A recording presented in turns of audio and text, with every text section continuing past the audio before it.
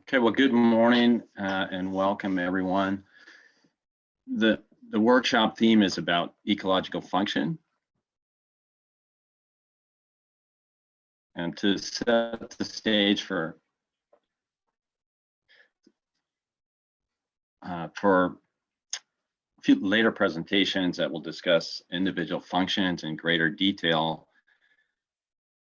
I will introduce some key concepts about functional processes and how various processes link stream channels to the larger landscape. Next, please. All right. So this slide just presents a list of topics that I'll be covering. I'll be focusing on the initial topics and may end up skipping presenting the last few slides on stream classification and alternative terms. Next.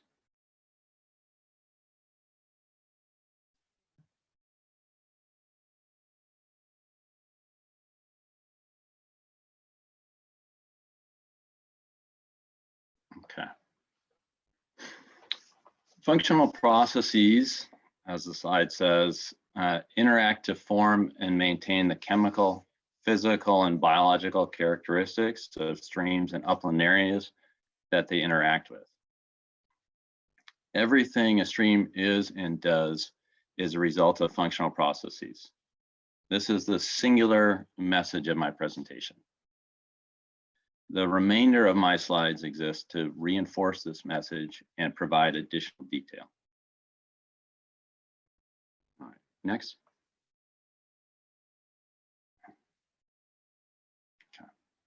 So processes are a series of events that are causally linked over time and or distance. So for example, sediment originating in headwater uplands can be transported to downstream floodplain wetlands or even tidal flats via recruitment, transport, sorting, and storage. Processes are continuous, but it is possible to identify and measure intermediate endpoints. For example, an instantaneous discharge, velocity, temperature, or channel dimension. Different functional processes occur at different scales. For example, at the scale of a single riffle or a reach or catchment or region, and sometimes the same process, for example, subsurface down gradient flow through sediments may occur at multiple scales. Next.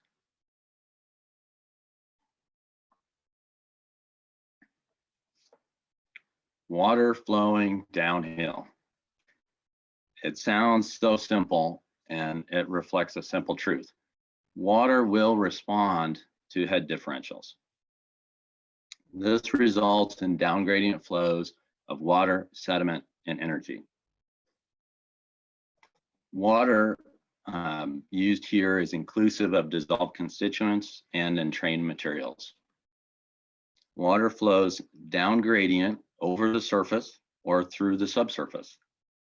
The resonance times of individual flow paths are influenced by gradient, resistance, and transmissivity. As water speeds up, slows down, or is backed up, there are shifts between potential and kinetic energy, which is the ability of the water to do work.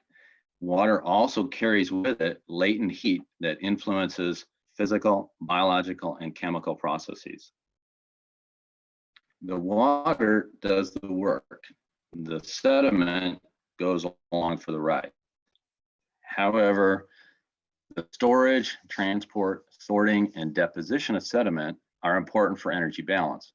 This helps the stream maintain a dynamic equilibrium without changing dimension due to excessive aggradation or degradation. All watersheds function in similar ways. That is, they're all dominated by down gradient flows of water, sediment, and energy. The chemical, physical, and biological characteristics of individual streams differ due to variability within a suite of parameters. Each stream has a characteristic flow pattern, sediment and organic matter inputs, temperature and light characteristics, chemical and nutrient conditions, and a plant and animal assemblage.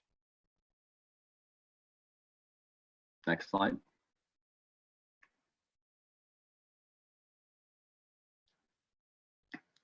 As mentioned on the last slide, water flows both over the surface and through the subsurface.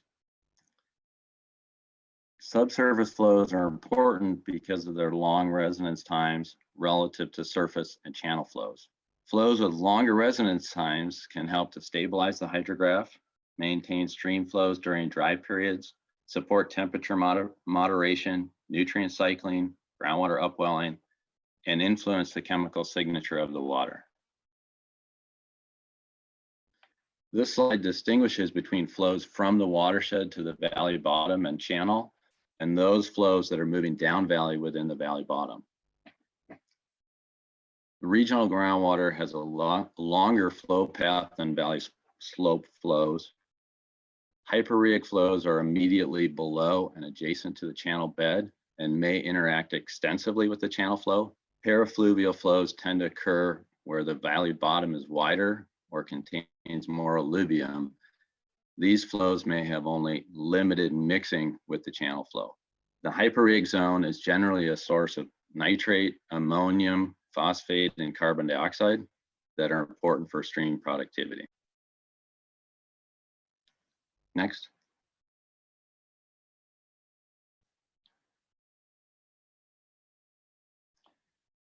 The natural flow regime reflects the annual pattern of stream discharge.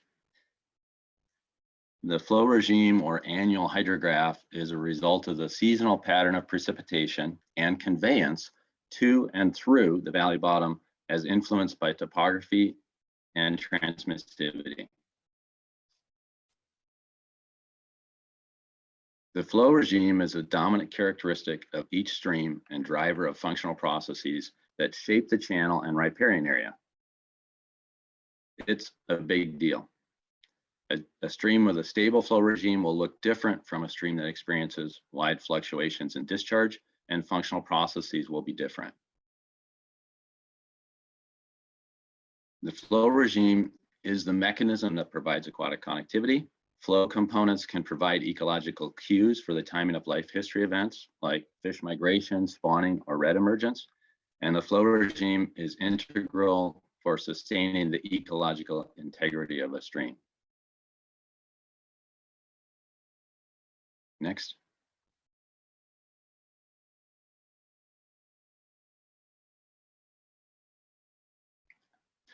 Aquatic connectivity is the idea of ecological linkages across time and space. Longitudinal connectivity is between up and downstream locations. Water dissolved constituents and entrained materials move downstream, while fish may move upstream as part of their life history.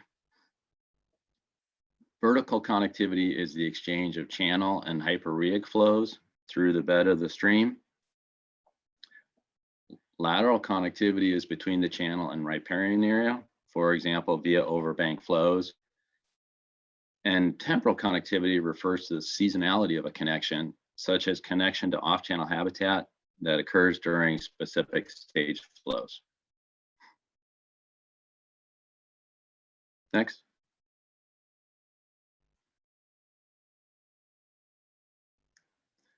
Given the importance of the flow regime or hydrograph, it's worth spending a few minutes discussing the components of the flow regime. As defined by Richter, the 5 components are magnitude, timing, frequency, and duration of a given discharge, and the rate of change between discharges. Next.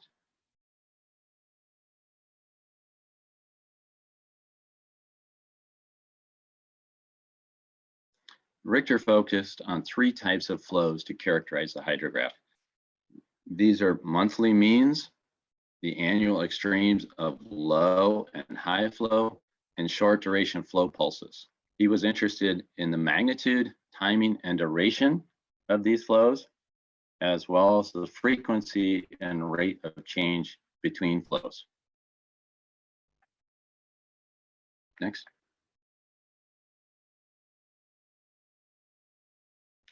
Another way to conceptualize the flow regime, especially if you have a multi-year record, is to consider and compare the characteristics of base flows to frequent floods and to rare floods. Knowing how much discharge changes between a bankful flow event versus a 5-year flood event and a 20-year flood event can be valuable. The seasonal timing of flow and the annual variation in flows between dry and wet years are also important to understand the implications of the flow regime. For those who think of discharge in terms of flow exceedance curves, base flows could be the minimum flow up to the 75th% exceedance flow. Frequent floods could be the Q75 up to the 10% exceedance flow, and rare floods could be the Q10 to the Q5. Next.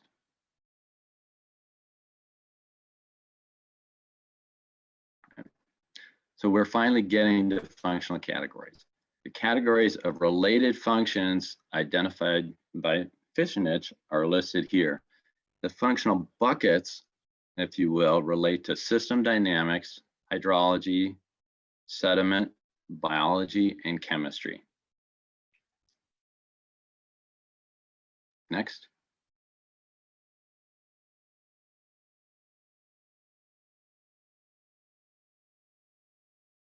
This slide unpacks those categories a little more. I won't read all the text, but we'll highlight some of the categories. System dynamics is about maintaining a dynamic equilibrium of the channel and riparian area. Hydrologic balance is about water storage, conveyance, and exchange that results in the hydrograph. Sediment processes are about the movement of sediment through the system. This includes recruitment, transport, sorting, and storage, biological support, and chemical processes are just as they sound. Next. 2-minute warning there, Matt. Thank you. All right. The similar functional categories are identified in the stream functions pyramid. There will be a presentation specific to the pyramid later today, so I won't spend time on this slide. I will point out that the stream functions pyramid approach splits out hydrology and hydraulics. Hydrology refers to flows from the watershed to the channel, while hydraulics refers to flows within the channel and riparian area. Matt, sorry to interrupt you, but you have 30 minutes for this slide, for this presentation, correct? That's what the agenda says. Yeah, I think Jess. I apologize. Yeah. I apologize for that. Of course, okay. I was going to mess up on the first one. So sorry for that, Matt. No problem.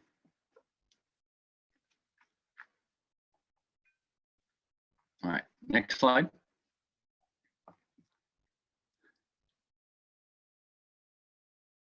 Wow. So I've been mentioning riparian areas without defining them explicitly, and I just mean the area adjacent to the stream channel that is influenced by functional processes. The stream channel plus the riparian area together can be referred to as the active river corridor. This is the area on the landscape where things are happening, right? And where, including potentially the movement of the channel. We have already discussed aquatic connectivity, so I will just repeat that lateral and temporal connectivity can link the channel to the riparian area. And it should go without saying that a stream is more than a channel, but I will say it.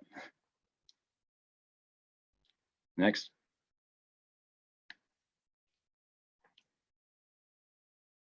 Okay, well, how can functional processes influence the riparian area? Let me count the ways. Right? This slide has a lot of text on it, and a discussion of riparian processes could be its own presentation, which this is not. I just want to stress that Most stream functional processes extend beyond the channel itself. So I'll repeat that. Most stream functional processes extend beyond the channel itself. Don't focus so intently on the channel that you lose sight of the riparian area. If you look carefully, you'll notice that evidence of most of the listed processes are visible in this photo. We can see erosion on the far bank that might be associated with lateral channel migration. There's obviously been over bank flow. We can see sediment sorting and deposition in the foreground, along with wood stranding and early succession vegetation growth. We can also see habitat provision. And don't miss the moose calf that is right next to the L in lateral channel migration. Next. All right. The point of this slide is just to emphasize that streams vary in the type and extent of their riparian areas. This is influenced by valley type and width, as well as the amount of alluvial material within the valley bottom. A flood-prone area can be identified for all streams, but a riparian area that is the same as the flood-prone area, as seen in the photo, would be narrow and bounded by the valley slopes. Conversely, bankful benches, floodplains, and braid plains all tend to be bounded by terraces rather than valley walls. And alluvial fans are bounded by the deposited material. Next. So, as just alluded to, characteristics of the landscape will influence stream and riparian functional processes. Just as streams affect their riparian areas, all streams are affected by their watersheds. Streams are integrators of landscape influences. Changes within the watershed will lead to changes in the chemical, physical, and biological characteristics of the stream. So valley type will influence water yield, sediment supply, gradient, riparian width, and numerous other watershed characteristics. I'll discuss landform and process groups in the next slide. Watershed position refers to where a stream reach is located between the headwaters and the mouth. And the watershed position will strongly influence characteristics including discharge, sediment supply, gradient, and riparian width. The dominant forms of ecological disturbance will also influence functional processes. Next.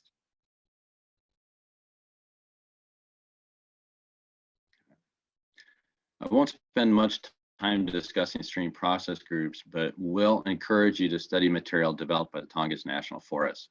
Their process groups identify stream type based on landform and characteristics that strongly influence functional processes.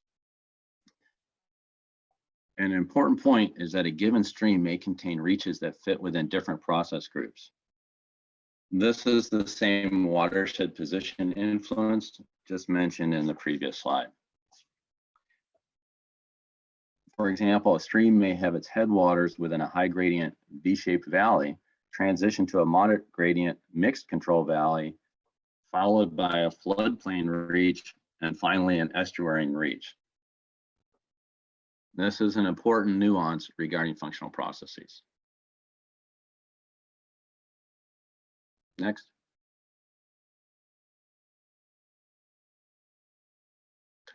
Continuing with the theme of landscape influences on functional processes, this slide just points out that individual streams or stream reaches will vary in the types of disturbance they experience.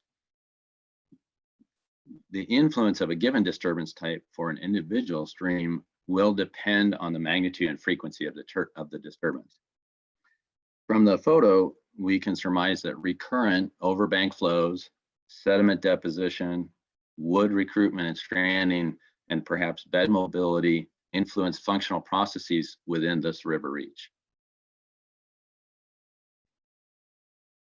Next.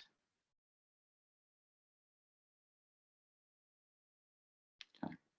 So just like the death of this salmon represents an end and a new beginning, the end of my presentation marks the beginning of the next one.